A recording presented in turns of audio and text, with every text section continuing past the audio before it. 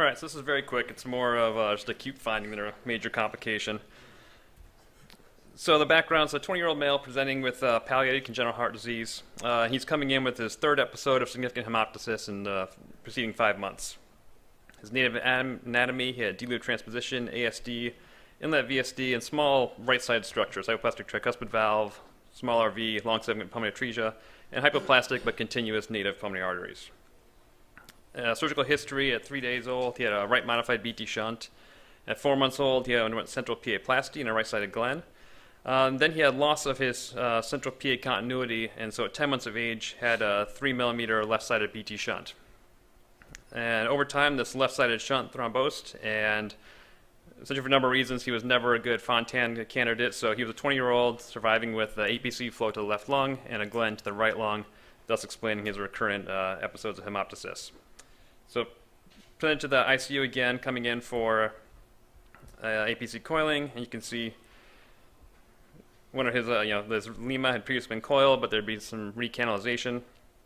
It's relatively straightforward. If you actually just do a still frame and measure it, it's got about 2 centimeters of the length, 5 millimeters diameter of this APC.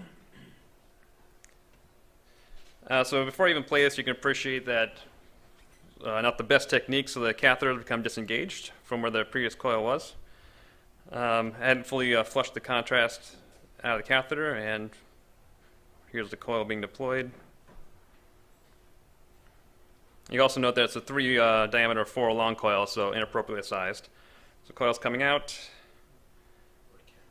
it flies, and then comes back.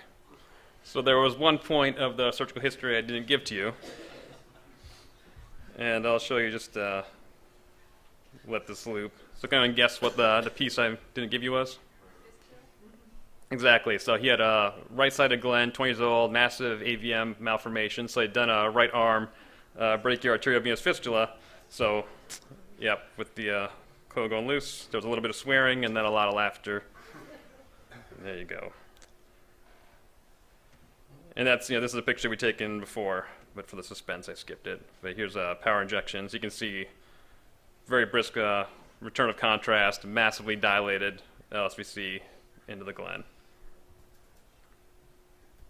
So with that, the coil embolized a small branch right lower PA. It was just left in situ with no long-term consequence. Lessons learned: maintain attention to detail even with the routine intervention, and perhaps most importantly for right now, if something hilarious happens, hit store fluoro, otherwise we would have missed it.